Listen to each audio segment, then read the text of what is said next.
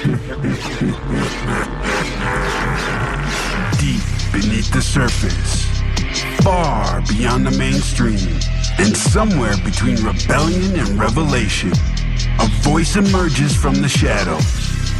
Tonight, the Underground Nation podcast welcomes an artist who refuses to play by the rules. An artist whose very name sparks curiosity. A creator who challenges convention, questions the status quo, and isn't afraid to shake the walls while doing it. Welcome to the hot seat, Anti-Rex Prophet. Whether he's breaking expectations, pushing boundaries, or delivering his unique perspective through music and art, one thing is certain. He's not here to blend in, he's here to be heard. And tonight, we're diving deep into the mind behind the message. The stories, the struggles, the victories, and the fire that fuels the movement. So lock the doors, turn the volume up, and prepare yourself for another unforgettable ride through the underground. Now, stepping into the interview chamber, your host, the redheaded flame, the queen of controlled chaos, Feral Minx.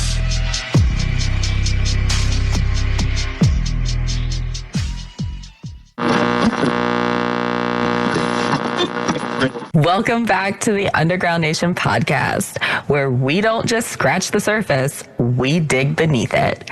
I'm your host, the flame-haired force of truth and chaos, Feral Minx. Tonight's guest isn't just an artist, he's a blue-collar philosopher, a welder of steel and systems, and a man on a mission to challenge everything you think you know. Also a male. We're talking about a union steam-fitted, a workers' rights advocate, a dog rescue operator, and the man behind the labor dollar revolution. This is a man who doesn't just make music, he uses it as a weapon of awareness. His message, it's not left versus right, it's up versus down. Freedom versus slavery. And tonight, we're going there. We're talking systems, we're talking control, we're talking truth, or at least what looks like truth. So when you stop asking for permission to think, this is what you get.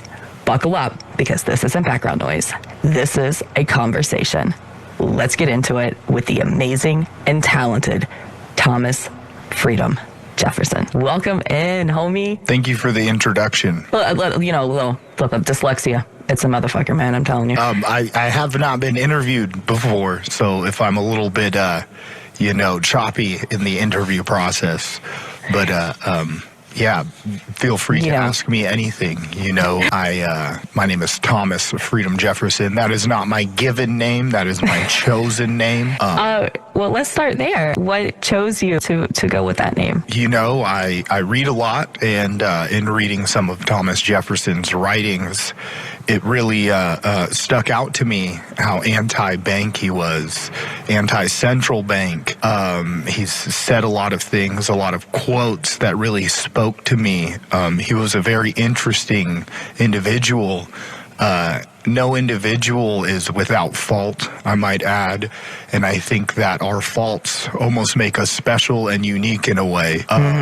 I, too, am not a perfect man, but I strive to be better every day, and I just believe that Thomas Jefferson he gave a lot of intelligence, you know, he gave it a lot, he gave us writings. One of my favorite quotes by him, which is, if we allow the banks to run our currency, our children will wake up renters in a land their fathers conquered. And that has never been more true than today, you know, with housing prices. I've done some brief estimates in like how if the housing market continues to excel in the way that it has been going in an upward fashion, what that would look like for children 30 years from now. You know, if I were to have children, would they be able to purchase housing. And it increases by multiples because it doesn't just go up in a linear line. It goes up in a sloping line. It increases by multiples. Yeah, it is amazing whenever you actually look in perspective. A lot of people don't take the time to actually research stuff. They just take it for surface value, for what they're shown. And okay, that's fact. Nobody fact checks anything anymore. It's just, I've been working with individuals who've been looking at the housing market. They've been looking into buying housing. And I mean, just a lot of people don't really understand, like, the cause of the 2008 housing crisis. It wasn't caused in 2008.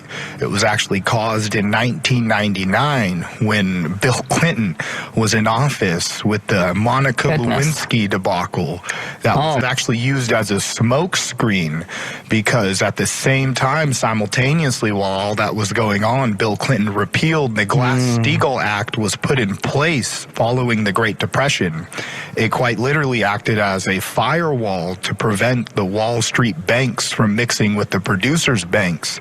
And by repealing this act, it allowed, them to lend money to individuals who could not pay that money, superficially inflating the market and creating a crash, which allowed the banks to centralize housing into what we now see, not producer-owned houses, but corporate-owned houses. And in every instance, when we have a crash like this, it acts as like a harvesting, the centralization of power, the harvesting of power.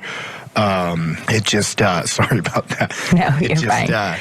It was a harvesting, just like the Great Depression was also caused by, Wall Street, by central banks.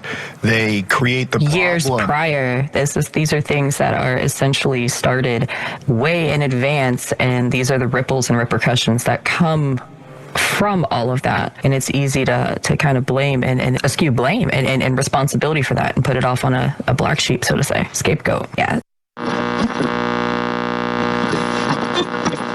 Every day, creative spirits pour their hearts into their craft, only to feel ignored. No support, no network, no real community. That's why the Boogieverse was created. A place where musicians, podcasters, artists, streamers, entrepreneurs, and creators connect, collaborate, and rise together. Stop chasing success alone.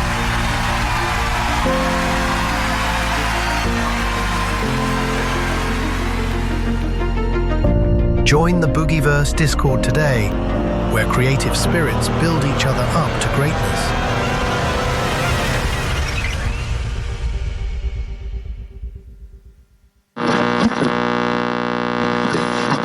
So before all of the philosophy, before the message, who were you growing up? I was born to a broken home with my brother, right? And my parents were drug addicts.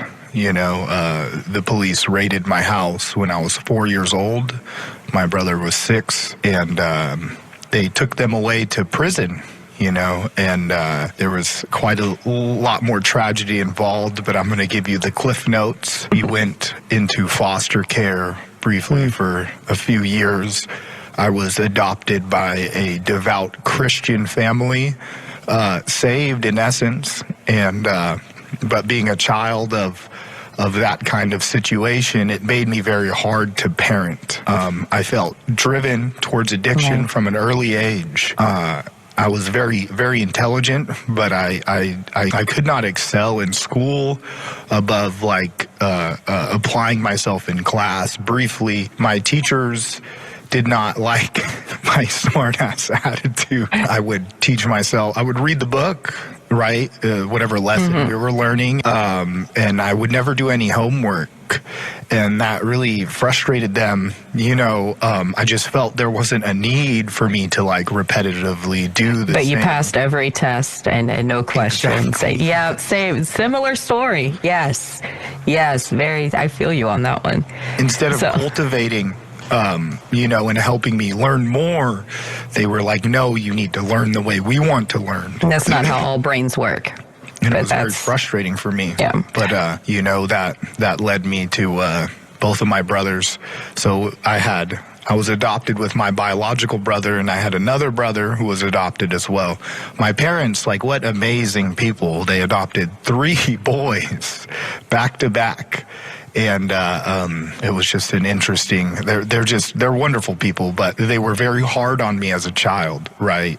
Trying to instill Christian values, and I was a broken child, to say the least. I come from it was a military family. My grandfather, he served in World War II and Vietnam. My uncle, I'm talking about my adopted family. I don't think of my biological family as much of a family. Right. Blood doesn't make family. I owe them nothing. Right. So I come from this military family, and I wasn't doing very well in high school, so I dropped out, and I took my GED, and I joined the Army at 17 years old. Wow. That was an eye-opener for me. That really presented me with a whole different perspective on reality, especially deploying to Iraq in 2010. I could imagine, talking about a broken child and then just childhood and then just throwing into, real world broken government and war and everything. Well, I grew up thinking that the United States Armed Forces was patriotic. I watched World War II documentaries with my father. I was very well tuned into the history, alleged history. And, right. Joining the military with that patriotic mindset was an eye-opener with somebody who has logic and just an innate understanding of things around him. We were not there for any patriotic reason. We would deliver cash to these people on a bi-weekly basis, just suitcases of cash, and I could not understand why we were funding the terrorists that we were supposed to be stopping.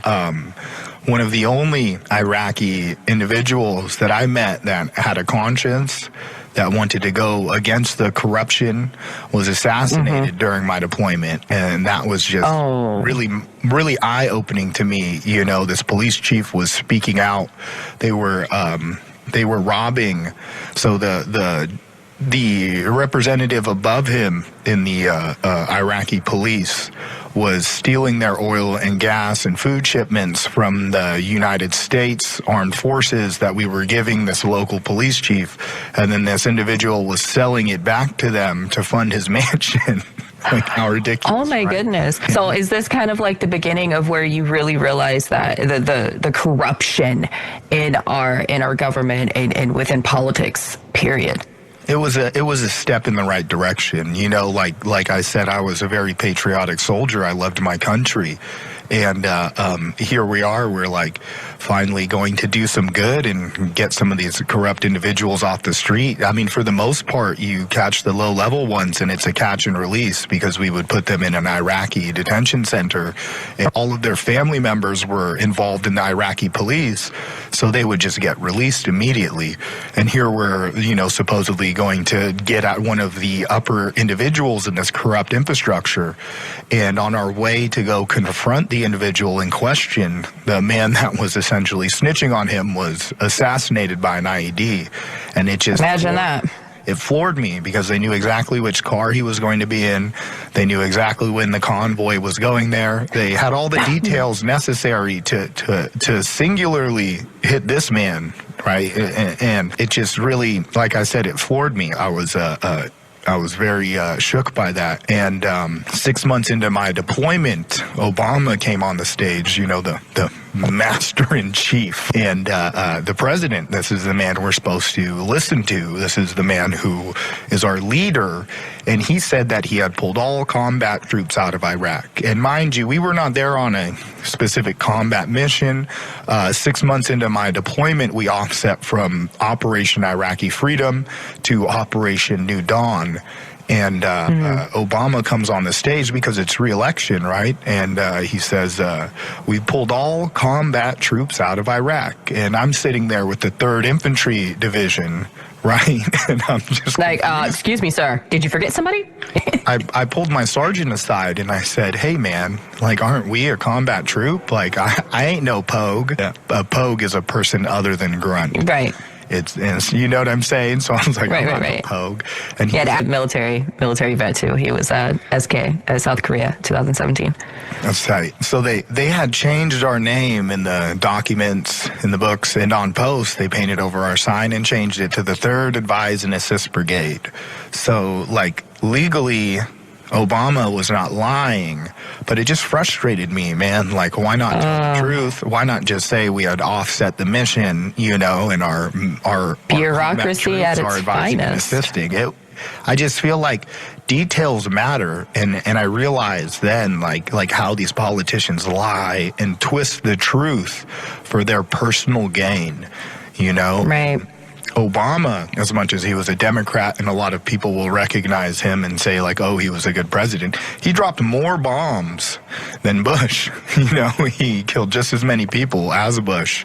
He was the greater of two evils because the American people were incapacitated to see his evil. You know what I'm saying? Yeah, we could. This is, you know, the corruption of our government really starts way before we were even a thought in the living organism process here. But it just really gives an eye-opening perspective to, you know, a controversy to what you grew up in believing and what you were essentially taught to believe, to what you were learning on your own.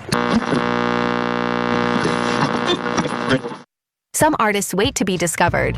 Others step into the shadows and take their shot. Welcome to Mic Check Thursday, hosted by the host with the ghost, Bounceball Boogie. Every week, the Boogeyman opens the gates, searching for the realest voices in the underground. No industry politics, no fake hype, just raw talent and honest feedback.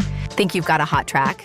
For just 99 coins, submit your song and get one guaranteed play live. Get reviewed by Bounceball Boogie and the full panel of creatures from the Boogieverse. And if your sound hits different, you might earn something most artists never get: a personal invitation to a spotlight interview on the official Underground Nation podcast. This isn't a contest. This is a gateway to exposure, to community, to your next level.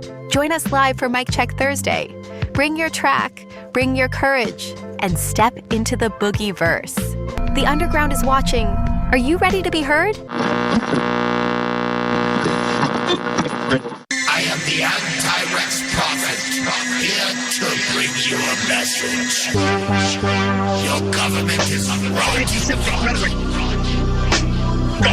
It's rotten from the inside. Check the beat, I don't beg, I indict. Kings get nervous when I restore sight. Truth too sharp for the throne to digest. I don't preach peace, I pronounce what's next. Solomon frowned while wisdom was fresh. God in the temple, but rot in the flesh. Turn from the law, wines multiply. Built those two idols, altar when tried. Full lock and fire drums cover cries. Children as payment, blood for the lies. Was it half the price? Look, spirit and breath, not just the body, they auction the depth. Profit fell slow, not all at one time. First he bent more roast, then he fetched fine. God left the house when the smoke wasn't clean. King kept the ground, but he lost what it means. That's how it starts when the power gets lonely. Wisdom gets quiet, ambition gets holy. I don't make it a covenant stone. Empires don't fall, they rot from the throne. American bred, communist clone, Bolshevik run, Zionist owner. Anti-Semitic rhetoric. Anti-Semitic rhetoric. Go him. Gosh, it feels good to be the good guy. Right. Shapiro's being taken away. Go him. Anti-Semitic rhetoric. Anti-Semitic rhetoric. Go him. Gosh, it feels good to be the good guy. Right. Shapiro's being taken away. Go him. Government run, biblical script. Go idolatry, Baphomet worship, satanic matrix, the devil's in bed with it. Patterns repeated, the crown is inherited. Same old sin, different emperors wearing it. Power says pagan. Optics and glass.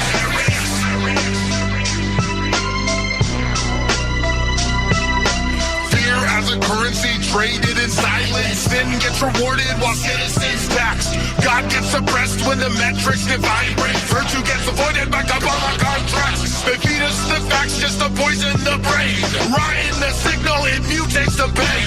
Lives loop daily till sanity strain. Our thoughts on a leash is the point at the chain.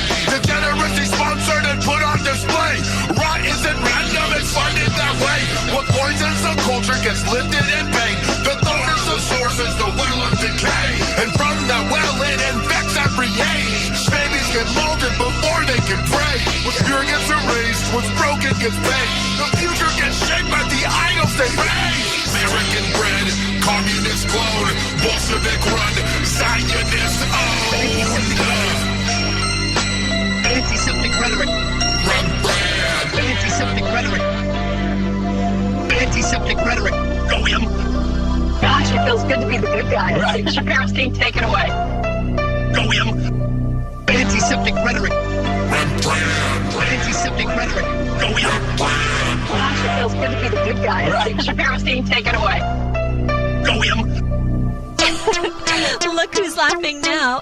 Anti-Semitic rhetoric. Shapiro's team, take it away. Good guy. Right. Anti-Semitic rhetoric. Go him.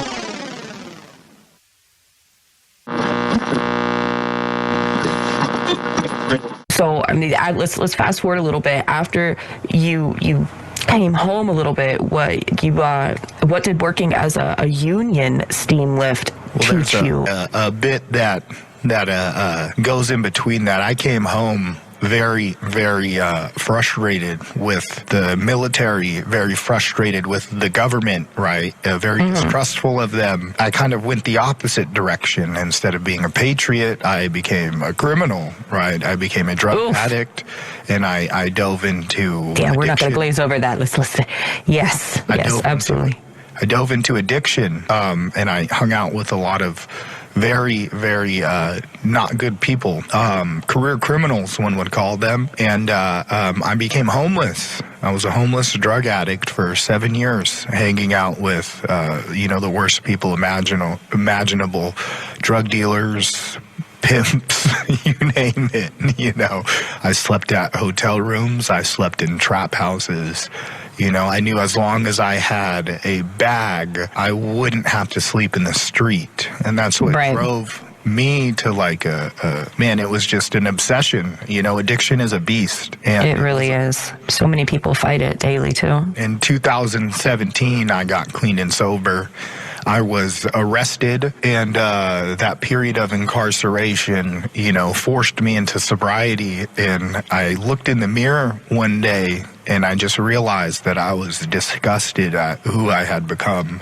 I didn't like the person in the mirror, and I knew that it was a spiritual awakening. It felt like God reached down and slapped me in the face. I swear to God, it was. Do you feel like a lot of people that come out of the military might be a big reason as to their personal decline immediately after? I see a lot of homelessness and addicts and just really down on your luck and in a really bad place mentally. Do you think that our military system and our politics could be a big contributing factor to that? Well, you got to think about it. There's nothing to be proud about in military service. Even during the push in Iraq and Afghanistan, they gave us this story that we were, fighting terrorism, but we're in their country. And if you understand how terrorism works, for the most part, terrorism is when you have a weaker force fighting a stronger force. I mean, these people had AKs, but for the most part, they had sticks and stones, they would make improvised explosive devices from what they would find in trash cans. I mean, it's not hard to do that if you understand what you're doing. But this is a low-tech society fighting a high-tech stormtrooper force. And they were doing so to get us out of their land. And it was always very apparent to me that had the tables been turned, I would be in the same shoes as them. I would be doing the same thing they were doing to get an imposing nation out of my country. Right. So I understood from a very early stage that these people were no different than me in a lot of ways. And there's no patriotism behind that. And any individual who has like a level of cognitive like consciousness is going to immediately see that. And like I said, I joined the Army because I wanted to be proud of what I was doing with my life. And when you crush that pride and there's nothing left, like what do you have left? Do you have alcoholism? You have addiction? You can't look in the mirror. I think that these are huge driving factors to what leads military vets towards addiction and homelessness is just a lack of pride in what they do. That's something that is very important to me as a steam fitter welder, is I have a productive job. Like, I create wealth. I have pride in what I do. Like, I'm not doing it just because the client needs a working system. I physically love what I do. I take pride in the finished product. If it's subpar, like, that pains me. And there's a level of having pride in what you do in a day-to-day, in your production, pride in your own production that really, for one thing, you can talk about, like, biologically, you have serotonin that gets produced through, like, completing something and having pride in it. Right. You know, and when there's no serotonin produced, you're left with depression, which leads to addiction. I mean, dopamine plays a big factor in that, too. The completion of that, yes, I did it. You big things. Well, yeah, when you deprive somebody of that, then you're left with nothing. When you blow up a country and, like, your friends are taken from you and there's no pride behind it, like just think about like, how would that make you feel?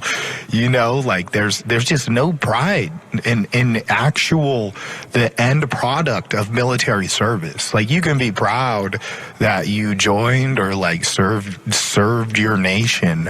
There's, like, I'm not attacking the individual soldier. I'm attacking the end point of the system, which is subjugation and destruction. You know, our industrial war machine works synergistically with the capitalist Federal Reserve. You know, like, right. The idea that we sell debt for profit, we print interest-bearing notes for profit. That's how the Federal Reserve functions, right? So if we're incentivized, if our core function is to sell debt for profit, we are driven towards where debt is always the highest when a nation's life is threatened. In a war... You're absolutely right about that. Our economy is incentivized to be in a perpetual state of war. And when you look at history, like, over the last 50 years, like, how has our economy been? In a perpetual state of war. We've been in Vietnam. We've been in a Cold War. There's always proxy wars popping off. Like, we've been bombing Somalia for, 20 years for no fucking reason? Like, then when you talk about the wars in the Middle East, like, it gets a little bit more complex, but the connection to the petrodollar absolutely plays a huge part in that. You know, we're also incentivized to stabilize the global price of oil, which is so rich in that nation, and then we just happen to be there and have military bases there. It's almost maddening looking at this with a logical viewpoint that you can't see. Like, it's just obscenely corrupt, and it's in your face constantly. There's no pride in what our military does. There really isn't. I feel that it's not just the military. It goes back again to, like, what we were discussing. It's our government system in general, the politics behind all of it. There's nothing for the people anymore. I feel like it's just a big chess game. It's a big chess game, and it's all control, power, strategic moves, and play, and we're pawns. There's this world beneath the surface, a place where raw talent lives, where voices go unheard until now. Welcome to Underground Nation, the home of the unheard, the stage for the next wave, the movement where artists, entrepreneurs, and creators rise from the shadows and take their place in the spotlight. Head over to underground-nation.com Download the app today and step inside the experience. Dive into exclusive news articles, unfiltered reviews, powerful podcasts, and a full collection of magazine issues showcasing talent from across the globe. Discover your next favorite artist before the world catches on.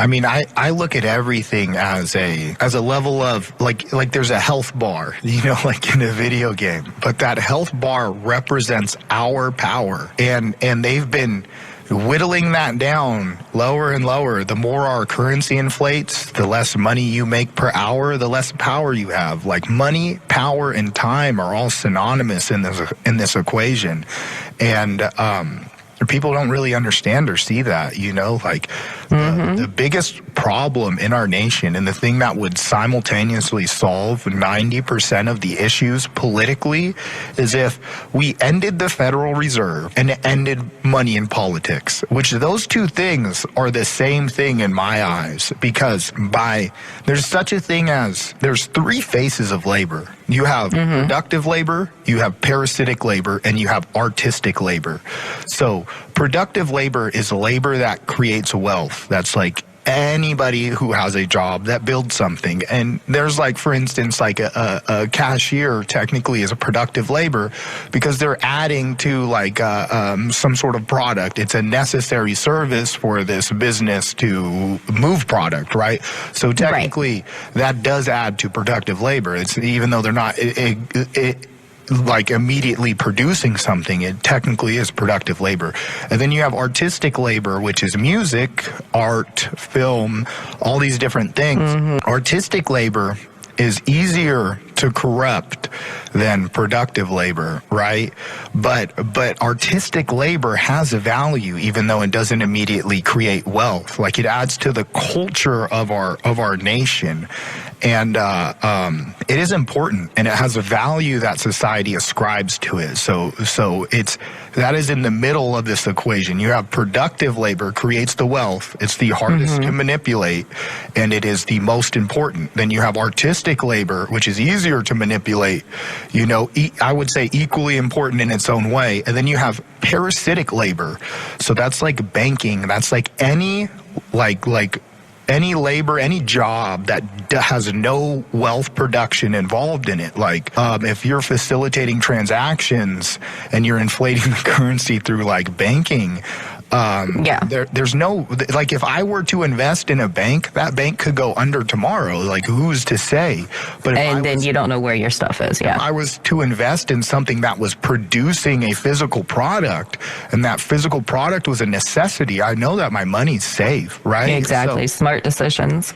And for instance, to go back to the 2008 housing crisis, they were exclusively bailing out banks, parasitic capital, which was furthering the crisis. Because if you, like, another interesting, you know, the quantitative easing was coined after World War II by the Austrian School of Economics, which rebuilt Germany. And the way that they rebuilt it was by investing in productive labor exclusively. And so when Alan Greenspan called what he was doing during the 2008 housing crisis quantitative easing, but was solely investing in parasitic capital, he was mincing words, and he was conflating an original term, and he was redefining it in his new parasitic way. And I can't state how important it is to recognize these three separate forms of labor. And each form of labor has been captured. For instance, you have, you know, a lot of unions were captured by organized crime, you know, in the I want to get these dates wrong, but quite some time ago. You have the artistic labor, which was the music industry, for instance, was captured fully by organized crime after Prohibition. You know, that's actually where the term tour comes from, you know, when they prohibited alcohol and organized crime was exclusively running the speakeasies. They had to have artists playing in the speakeasies, and they realized quickly that people get bored. So they started cycling the artists through their speakeasies across the nation, and the tour was born. And if you know, that really gives a big, going back to how music and the artist perspective, everything, that how much that impacts everything. So is going, kind of, when did you realize that music, that your voice in the music industry could actually aid in your message? I've always loved music. It always has instilled like an emotional reaction inside me. It's always been an escape. I mean, ever since I was a kid, I would, just to put my headphones on and go into another world. And I was obsessed with, learning everything I could about the artists that I liked. And I looked up to them, and I dreamed of someday being like a vocalist in like a guitar band, but I never played the guitar.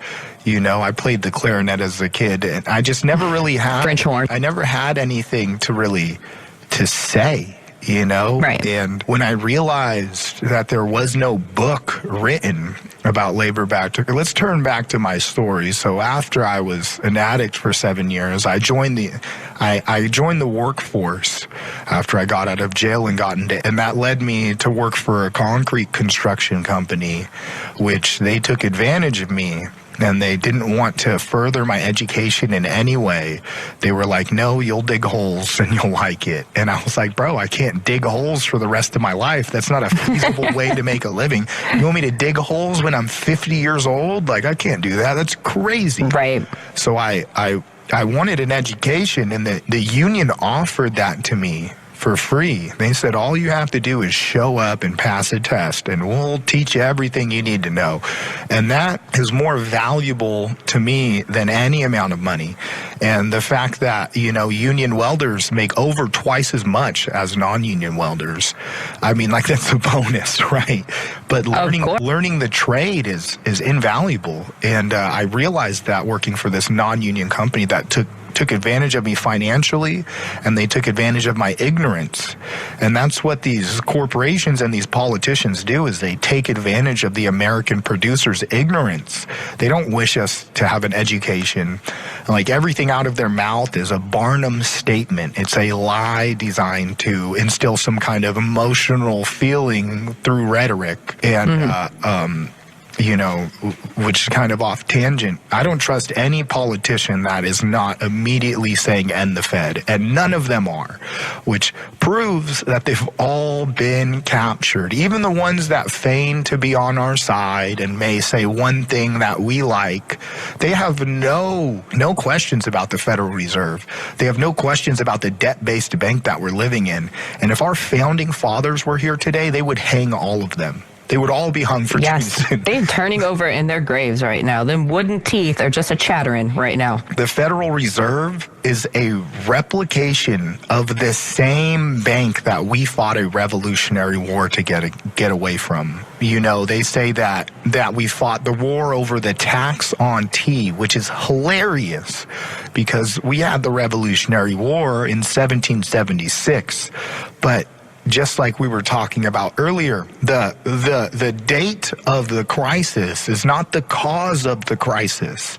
So to understand why we fought a war against Britain for our independence, you have to rewind the clock back to 1764. The Currency Act was passed by Britain, and the Currency Act made it illegal for the colonies to print their own money and required the colonies to pay any debt to the crown in gold.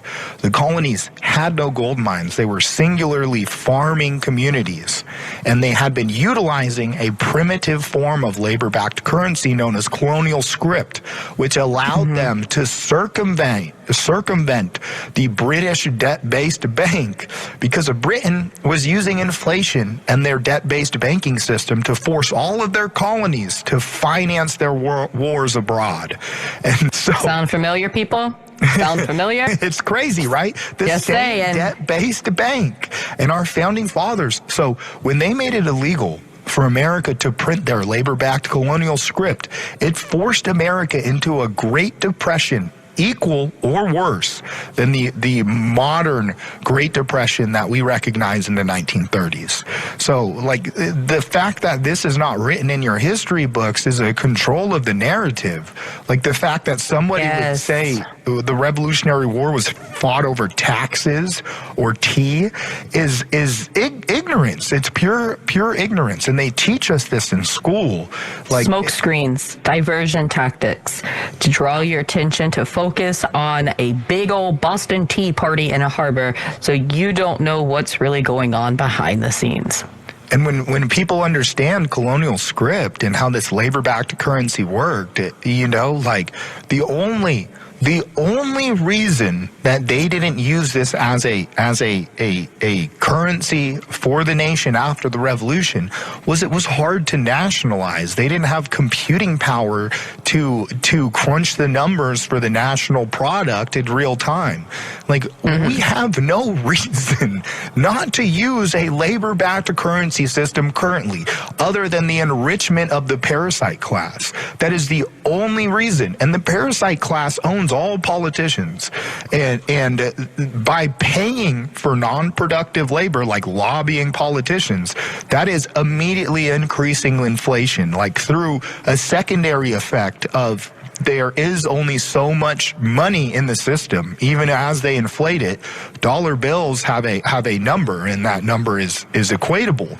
And so when you pay a certain form of labor, you are immediately taking away from the other forms of labor. Them lobbying these political parties and these various like laws and whatnot, they're taking money away from us, crushing our wage, crushing the money available to us, and that is another like kind of inflation. It's not direct inflation, but it's inflation through removing money from the system.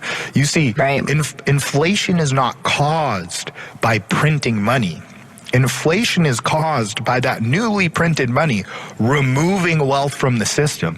And if you don't think these politicians that are receiving these immense amounts of dollars are not removing wealth from the system, you're mistaken. That's what they're doing with this money. They're buying houses, they're buying mansions. And if you don't realize the removal of the item from the system, the house, the car, it inflates it increases all the rest of the prices for us. Some artists wait to be discovered. Others step into the shadows and take their shot. Welcome to Mic Check Thursday, hosted by the host with the ghost, Bounceball Boogie. Every week, the boogeyman opens the gates, searching for the realest voices in the underground. No industry politics, no fake hype, just raw talent and honest feedback. Think you've got a hot track? For just 99 coins, submit your song and get one guaranteed play live. Get reviewed by Bounceball Boogie and the full panel of creatures from the Boogieverse. And if your sound hits different, you might earn something most artists never get: a personal invitation to a spotlight interview on the official Underground Nation podcast. This isn't a contest. This is a gateway to exposure, to community, to your next level. Join us live for Mic Check Thursday. Bring your track, bring your courage, and step into the Boogieverse. The Underground is watching. Are you ready to be heard? You know, there's another term that I would like everybody to understand called the Cantillon effect, which was originally defined by the Austrian School of Economics. Cantillon effect means the individuals closest to the money printer are shielded from inflation because they get this newly printed money, and it is their act of removing the physical wealth from the system that causes the inflation. They are shielded from it. So these parasitic bankers, they don't even feel inflation. They're shielded from it. That's how fucked up it is. Like, we create all the wealth and we get all of the detriment, you know? We take all the risk. We work for our money and they get money out of thin air. It's amazing when you put it into perspective and you actually shine light and start peeling back the layers. it really turns, you can actually truly see the novel that unfolds. It's not just, a couple, posters or a pamphlet or even a magazine. We are talking novels, series of novels of the depth that gets into it. Speaking of on the novels, what led up to you wanting to write a book about this? Again, just like I've always loved music, I've always loved literature. My adopted parents forced me to read at a very young age, and it was a lot of fiction books. But, I loved watching historical documentaries. I loved reading. And that was probably the first thing I ever wanted to be, was an author as a child, I remember telling my adopted mom that's what I wanted to be. And it just wasn't, I felt like it wasn't in the cards for me. I didn't have anything. I wrote a lot of short stories in high school, but I didn't have anything that I felt was like needed, right? And in joining the union and understanding like how workers' rights functioned and how I was being taken advantage of, and having these people lift me out of poverty and give me an education, not just around my craft, but around the history of union politics, I realized that the fight was the worker against the corporation. Like, it was so clear to me. And that just led me to start investigating and learning more. And I worked with an individual who really taught me about the banking systems and how they functioned.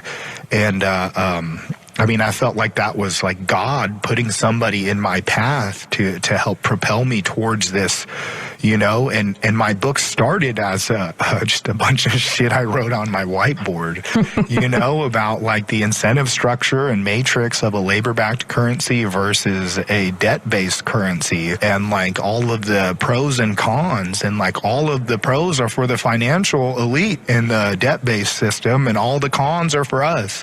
And it's reversed in a labor-backed system. It's not even reversed. It aligns the incentives of the corporation with that of the working class. Because look, people talk about healthcare like, oh, we want free healthcare. Look, if the wealth created by the nation replaces as the variable of the petrodollar, then they are incentivized to keep the producing class healthy. Because our health is directly related to the amount of wealth we produce through labor. So yes, it incentivizes the corporation to give us health care, because the wealth created is the variable that determines the value of our currency. Isn't that just crazy how you put that in perspective, though? Like, literally, your health depends on your dollar sign attached to you. Well, so that's the thing. Like, in the current system, like, they're not going to pay for our health because the wealth that we create has no basis on the wealth that they make. So they're there to extract our wealth. So the less powerful we are, the more weak we are, the more they can extract, right? And in the system I'm talking about, our labor and what we create is directly connected to their ability to increase profit for shareholders, right? If we create more wealth, then their shareholders will their money will have more value. So a labor-backed currency system aligns the incentives of the corporate entity with the producing class in so many ways. It's a currency propelled towards peace. It's a currency that wants to be at a zero national debt. It wants to build, you get what I'm saying? It's so crazy. Absolutely. It is, again, after another. So when did you actually begin to formulate and get all of this together to be able to publish it to your audience? And who was your target audience that you were intending to be able to see this? I was writing this book for those who work with their hands, the producers of this nation, anyone that's confused about politics, because politics is designed to confuse you. And I wanted to educate people on why the system was corrupt. Like, I wanted to have facts, cited sources. I wanted there to be no question of a doubt. I wanted a book to be able to be presented to a judge in a court of law, and that judge to be like, yeah, this Here you go, sir. Yeah, I wanted them to be, so I wrote your ass in the form of an indictment. I cited all my sources and I checked all my facts. And I wanted to be able to educate everyone in my life, every person with a job on the principles I was talking about. And it gets a little crazy because I was directly influenced by Gottfried Feder, the German economist, right? This was the man that tutored Hitler in the economy. And we vilified the Germans through lies. And a lot of people will turn their brain off as soon as I say that H word. But here's the thing. He was the only person who put a Rothschild in prison. The Weimar Republic was experiencing the same inflation that we're experiencing now. So I fully believe that Britain knew that the labor-backed currency colonial script was the key to unlock their inflationary prison of their debt-based bank. And they knew that if they were going to institute a Federal Reserve debt-based bank in America, they were going to have to vilify the only solution. So it's very clear when you look at the history. The Federal Reserve was created in 1913. The ADL, which would protect it, was created in 1913. World War I starts in 1914. World War I removed the power structure of the Austrian Empire to create a vacuum, which they then fanned with the inflation of the Weimar Republic to create a labor dollar revolution that they could then crush and vilify through lies and propaganda. The whole thing was a carefully orchestrated act to vilify the only solution to the Federal Reserve for damn near 100 years. You know what I'm saying? Like nobody's even written a book or talked about labor-backed currency until my book. And it is just boggling to me. You know, I don't speak about Germany or National Socialism in my book, but I write about the principles of their economists in a way that would reach people who have been brainwashed and propagandized against what I just said. This summer, it's all about how you show up. Clean, bold, confident, every angle. Built to stand out. Two-piece energy, made to turn heads. Details that hit. Front to back. One piece, two-piece, up to 5X. Made for real bodies, real confidence. No distractions, no extras. Just the look and how it makes you feel. Only $34.99. Step into your moment. Make a splash. Own the pool. Essentially, this isn't, just a novel. This isn't just a read. You quote, you fact check, you put all of this actually documented, legit. You can go research on your own exactly what you read in this book. Your audience can go and look up and dive into depth on their own and follow up with this. I wrote the book as, as an encyclopedia on the history of the American economy. It's like an indictment. I present the situation, I introduce myself, and I begin the indictment. And the meat and potatoes of the indictment is me tracking the national debt through 19 presidential case files. Since the creation of the Federal Reserve, I have some sections in between where I explain some things. I explain the cause of the Great Depression. I explain the Rhodes Scholarship Program. I have a lot of little tidbits that I'm like, this needs further explanation, so I have an intermission and so on and so forth. It's a long book. It's 513 pages. And so there's three parts to this book. There's the indictment. There is the I call it the original sin, right? So there's a part about the history of our nation where I bring it back to Alexander Hamilton and how he pushed the central bank in America and how Andrew Jackson defeated him in on every battleground. Andrew Jackson was a hero, by the way. Oh, Andrew Jackson, absolutely, by far one of my favorite presidents. Sorry, love Andrew Jackson. I have to lead that with they try to vilify Andrew Jackson by saying he mass murdered Indians. No. Here's what they don't understand. He absolutely did. But Britain was giving the Indians guns with one for reason. He mass murdered for reason. Well, they were there to shoot Americans. They said you can have these guns, but here's the the immense, like, disturbing part of them doing that. Like, Britain had been doing this to third world nations for quite some time. When you give a third world nation advanced technology, if that third world nation has no ability to produce that technology themselves, they become enslaved to you. And once you pull that technology away, they will be crushed by whoever they're opposing.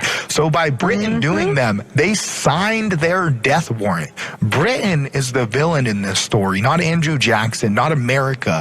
And they conflate history so those that don't understand these concepts can be like, oh, well, he killed Indians, he's a bad guy. Like, chess. Andrew Jackson paid off our debt. He paid off our national debt. He fought the banks and won. And that's where we come to the Civil War, where the British and French Rothschilds funded both sides at 28% interest. They funded specifically the most extreme on both sides, which we see in today's politics. Nobody in the middle gets funding. Only the most extreme of both parties get funded, of both sides. Yeah. Like Antifa gets funded.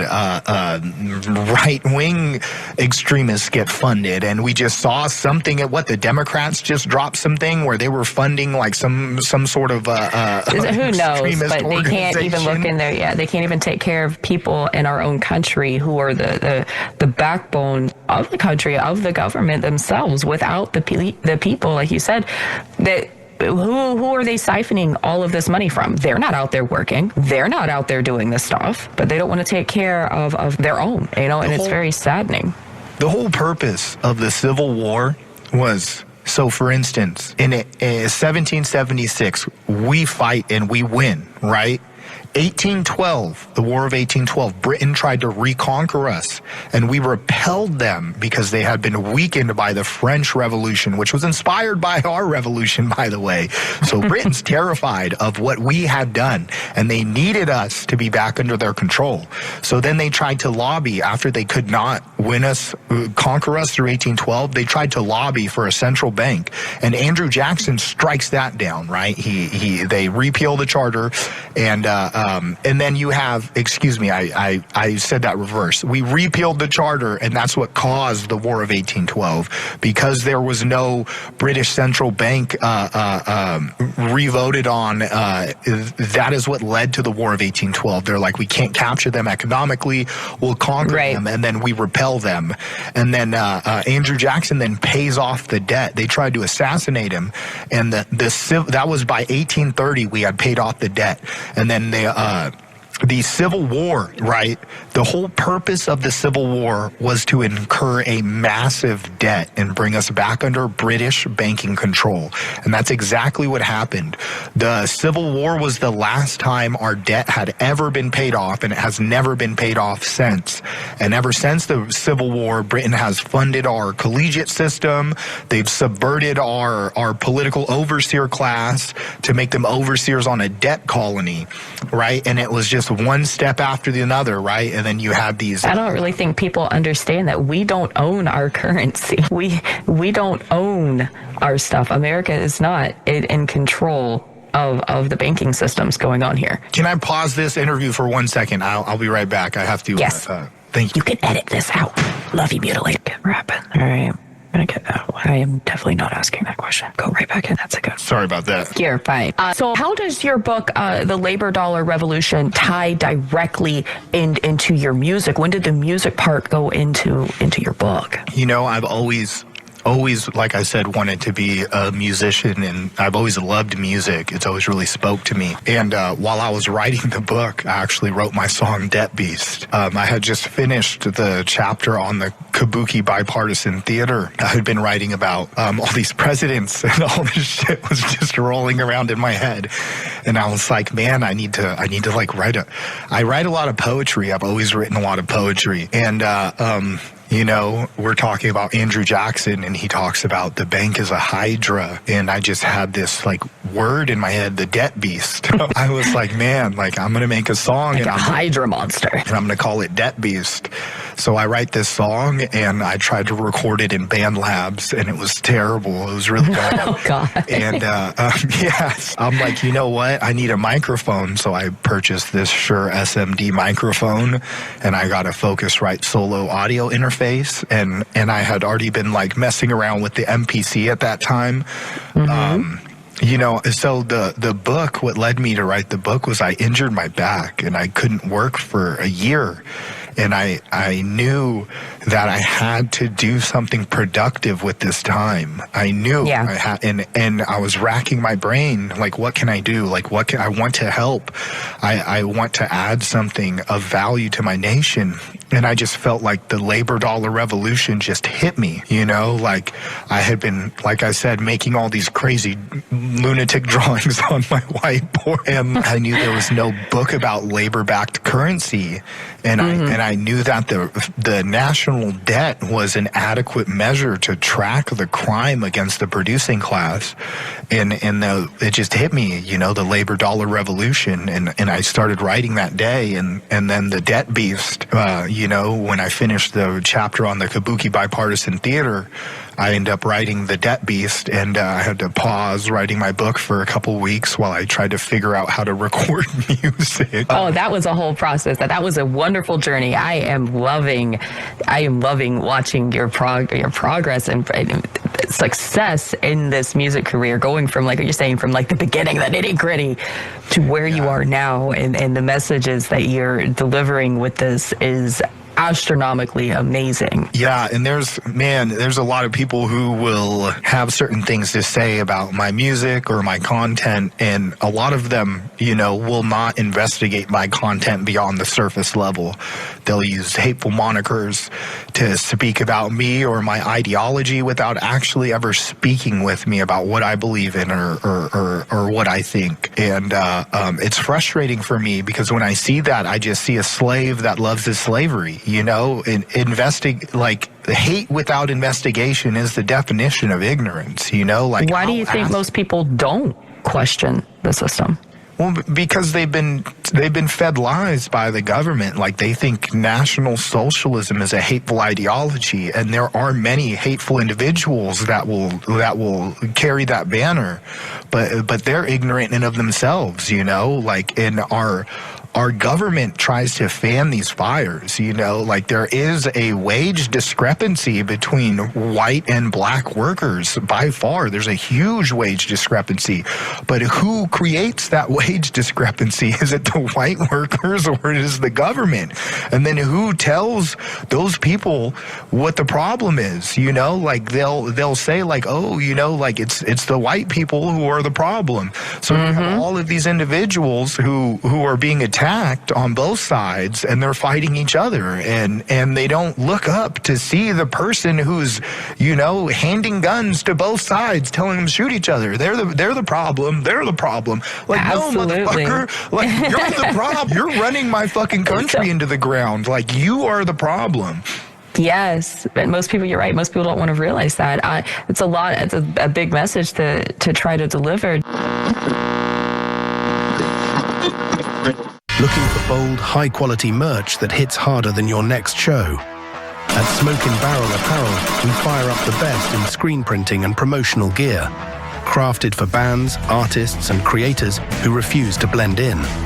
From shirts to banners, from tour drops to custom promo runs, we've got your back with the best prices around. Learn more today at Smokin'. That's SMOKINBA.com. Official sponsor of the Underground Nation podcast, supporting the heartbeat of the underground, one print at a time. Contact Ryan Chavez for more information. Smokin' Barrel Apparel, where your brand meets the barrel.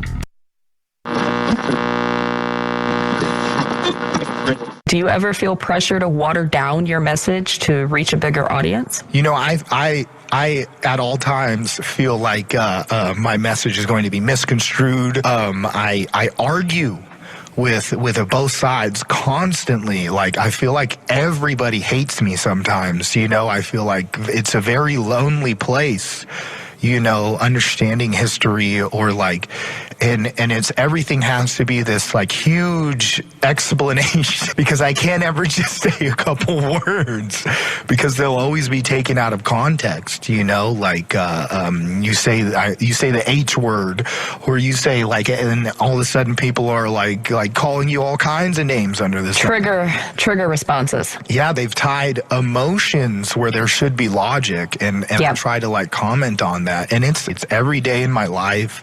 It's every day, everywhere I go.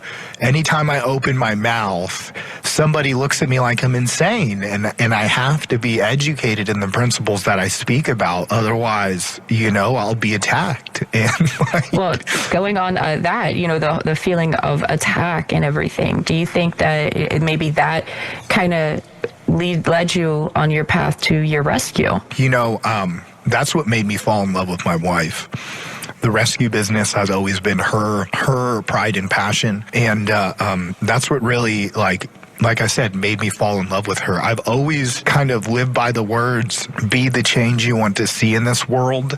You know, even at my lowest of lows, I tried to be a light somewhere in somebody's life. You know, you talk about trying to be a drug dealer with morals, silly that is, you know, but like, I have some stories, and like some people are beyond saving, and God never gave up on me, and I'm so grateful to him for that, you know, and ultimately I believe that my perspective in that avenue of addiction and where I come from is so valuable, and I'm so grateful for the struggles I've been given, but the rescue has always been, like I said, my wife's pride and passion, and it made me fall in love with her because she's giving back to these animals who cannot take care of themselves. They would be dead without her. I mean, she's saved hundreds and hundreds of dogs. She's been running this rescue for over 15 years. And, you know, I just always wanted to stand up for the little guy. I've always felt like, you know, like I don't want to be on the side of someone who's just like, I don't want to, you know, these are banking entities. Like, how easy would it for me? It wouldn't be easy, but I could go to school and be a lawyer. I can go to school and do all kinds of shit and just fucking join them, dude. Like, that's possible. I'm not an idiot. Like I'm sure that if I devoted the time to it, I could pass the bar, but I just don't agree with that kind of production. I don't think it's necessary, and I think that it is an ultimate detriment to our society. You know, it loses sight of the little guy. Exactly. You know, and I'm sure there's lawyers who do help the little guy, but I love my job and I love what I do. I love, you know, adding. That's absolutely amazing.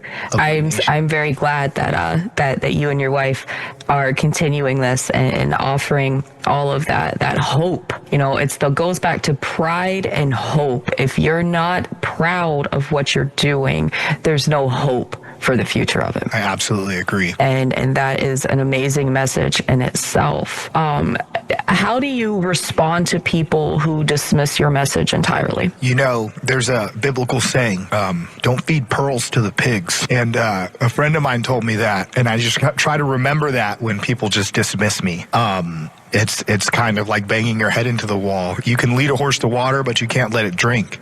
Or you can't make it drink, right? So I try to, wherever possible, educate people. I believe in education over hate. I've never explicitly hated an individual for who they are or what they believe in without at least attempting to explain my point of view or bring them over to where I am. You know, and even then, I don't really have a lot of hate for other human beings except for the slave masters that rule us. Holy shit, I hate them.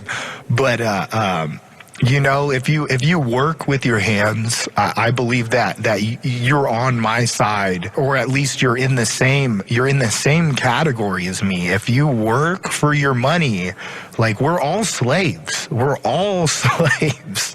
and if they can't understand my message, they've been brainwashed to love their slavery, right? Mm-hmm. I can feel you on that. So you push education over hate, but do you think your message ever risks dividing people instead of uniting them? Man, that's a big question. I don't know. I think that I tried to write my book in a way where it would apply to everybody. I'm very proud of my race and my culture, but that's just where I come from. Like everybody comes from a different place, and they have every right to be proud and love where they come from. I try not to push division. I try to push unity.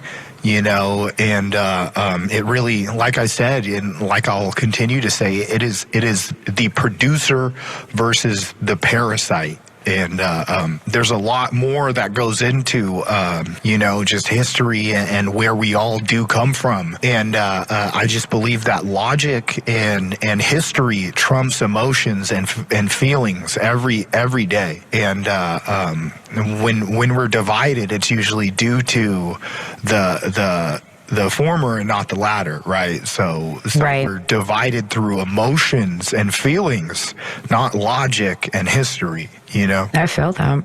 I really do. As someone advocating for workers, what's the biggest financial mistake you see everyday people making? Man, just credit cards and debt in general. Any amount of interest is going to reduce your future earnings, and that's why they make it so accessible. That's why you get so much junk mail. That's why you get all of this. Sometimes it's impossible to not go into debt, and you have to build your credit. But it's a trap, dude. Like the more debt you incur, the less your future earnings are worth, and the more power they extract. And if they can keep you in a level of poverty, then they can keep you from opposing them. So, for instance, I would not have been able to produce that book had I not been injured and had a year off of work. If I was forced to work for that whole year, there would be no book, right? If I made a more adequate wage, I would be able to take time off and write something like that, But by keeping us in a level where we need to work and we're paycheck to paycheck, they prevent us from ever producing like literature or things to oppose them in any meaningful way. They prevent us from organizing. I don't understand people who go to like the No Kings protests. Like you can afford to take time off work. Like what, Right. Like how should the average person start taking control of their financial situation?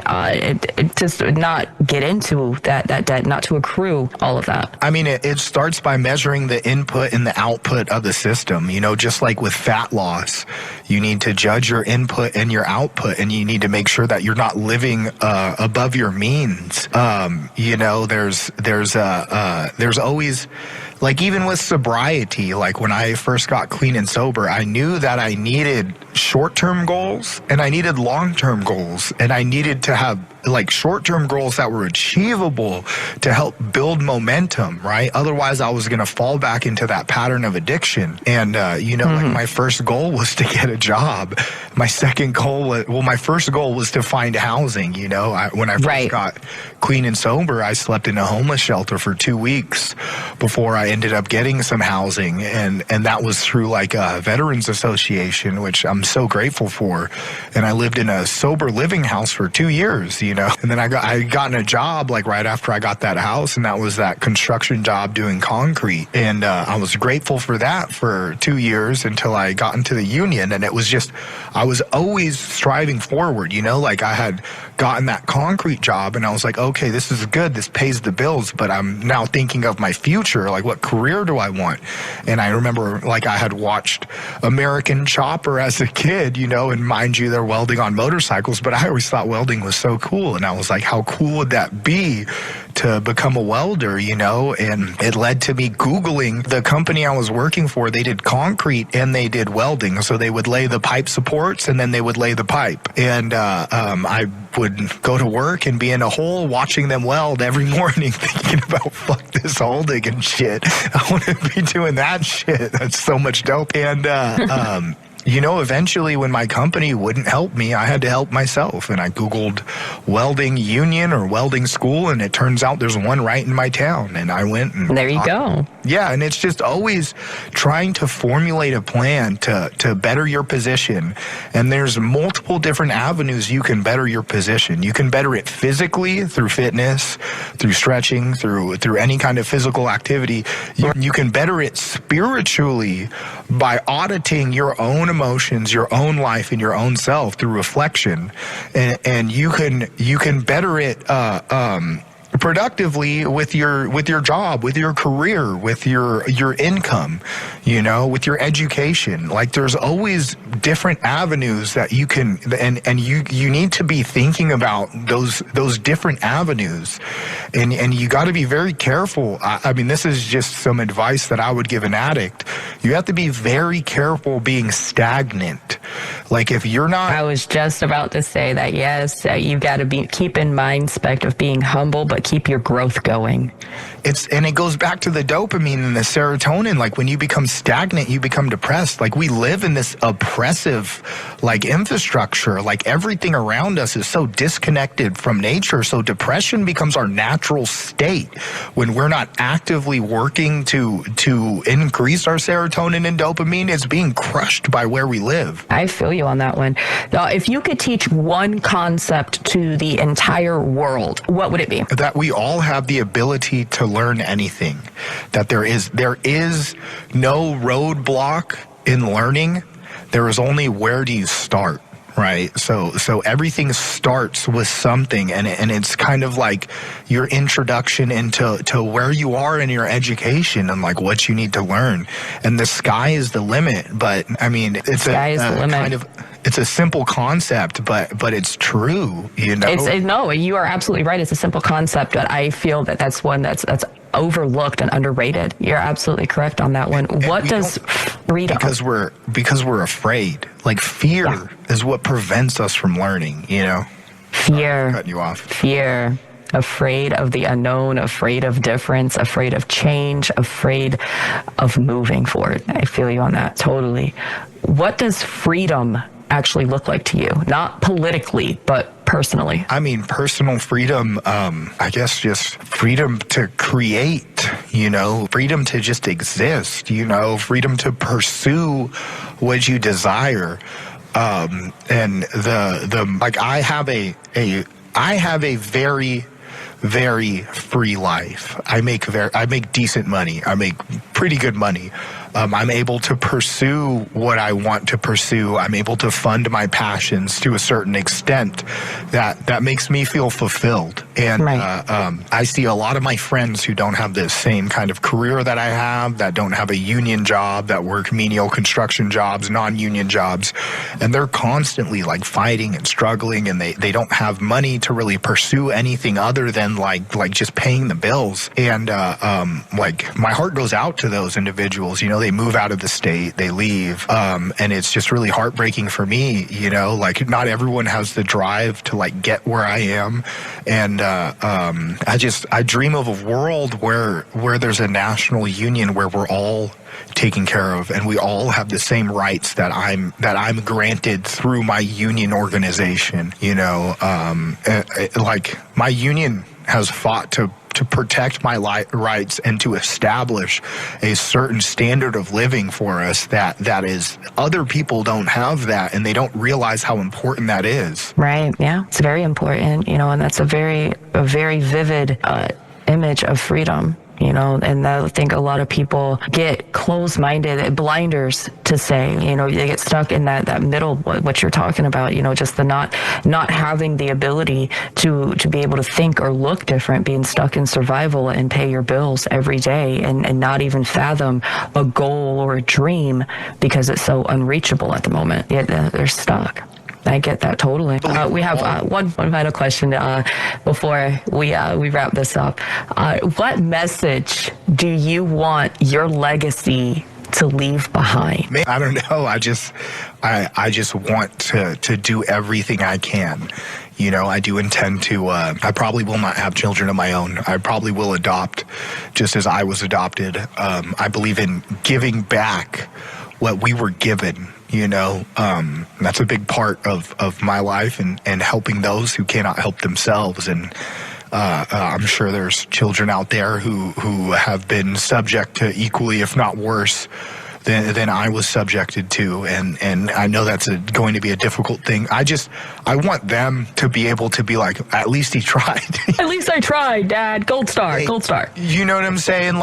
Yes. I look back at my dad and I respect him for his level of man, what a hard worker, and he did everything he could to give me a chance at life. He went above and beyond. But I just feel like it's deeper than that, there's like a political aptitude that's lost on the generation before us. And because of the culmination of where our modern politics has taken, many of us, I know you included, are very awake to the absolute hogwash that is modern day politics. Oh, who? Oh, I have rose-tinted glasses. What are you talking about? Yeah, Democrat or Republican, do you want Baal or Moloch? Child sacrifice, or do you want to rule you? It's insane. Oh goodness, that's a whole podcast. Thomas Freedom Jefferson has amazing podcast episodes that cover all of these topics, not just his book. Y'all, I mean, this can go on for hours. We could get stuck covering so many things right now. But, to have you doing what you're doing, and, your legacy is going to continue regardless because of the way that you are putting your voice out there and your message is being delivered, sir. And I just want to assure you on that one. It is being delivered, and even though ignorant ears may not hear right now, they will. And I want to be the change I want to see in the world. I want, you know what I mean? I had something else really powerful to say, but I need a second. Yeah, man, I just want to be the change I want to see in the world. I want to be the person that I needed. Does that make sense? Absolutely. I want to be that person to other people, because there was many times in my life where I was looking for information or looking for logic or help. And I always have an open door, for anything, man. If anyone is struggling with addiction, if anyone wants to talk about history, if anyone wants to talk about music production, I will go above and beyond for anyone, man. I whatever I can do to help another individual. It is through altruism that we find relief, and that is so factual. And that's actually a principle of, by helping others, we get to escape ourselves for a little bit, and that's another reason why dog rescue helps so much. That is amazing. That's truly amazing, and just a great introspective insight. And that right there is what it sounds like when someone chooses to think for themselves. Huge shout out to Thomas Freedom Jefferson for stepping into the fire and bringing a message that's meant to challenge, not comfort. If this conversation made you think, good. That's the point. Make sure you go show love, follow, and subscribe to Thomas Freedom Jefferson on all social and streaming platforms. And if you're hungry for more voices that are shaking the ground beneath the surface, visit underground-nation.com and tap into the movement. You already know this is where the unheard get heard. And if you are an artist or entrepreneur ready to step into that spotlight, send your information now to ugnpodcast@gmail.com. Don't wait. Don't hesitate. This platform is built for voices like yours. Until next time, stay dangerous, stay thinking, and don't let the surface fool you. I'm Feral Minx, and this is Underground Nation. Stay feral, everyone. One last thing. My music is published under Anti-Rex Profit. Yeah, I know that my online moniker is Thomas Freedom Jefferson, but I publish my music under a separate name. Anti-Rex and profit spelled with an F, as in profit. And that is because I'm anti a king profiting off of his people. I believe that the king has a responsibility, our leaders have a responsibility to the producing class, and that the producing class does not exist for their profit. Absolutely. You guys heard that. Go scoop them up. Don't wait. Do it now. Much love, everybody.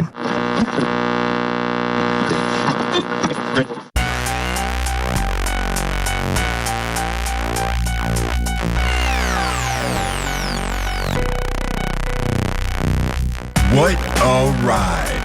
A massive thank you to Anti-Rex Prophet for stepping into the hot seat and sharing his story with the Underground Nation family. And if you enjoyed today's episode, don't keep it to yourself. Be sure to like, follow, and subscribe to Anti-Rex Prophet on all social media and streaming platforms so you can stay connected with everything he's got coming next. And while you're at it, head on over to underground-nation.com to discover more incredible artists clawing their way up from underneath the surface and making noise in the underground. Are you an artist, entrepreneur, creator, band, filmmaker, author, or visionary with a story to tell? Then what are you waiting for? Submit your information today to ugnpodcast@gmail.com, and you could find yourself sitting in the hot seat on a future episode of the Underground Nation podcast. And one more thing, wherever you're listening to this podcast, please take a moment to leave us a review. Then take a screenshot and send it in for a chance to receive a special shout out on a future episode. Your support helps us continue shining a spotlight on the voices that deserve to be heard. Until next time, keep your ears open, keep your mind sharp, and remember, Underground Nation, where the unheard become unforgettable. We'll catch you on the next ride beneath the surface.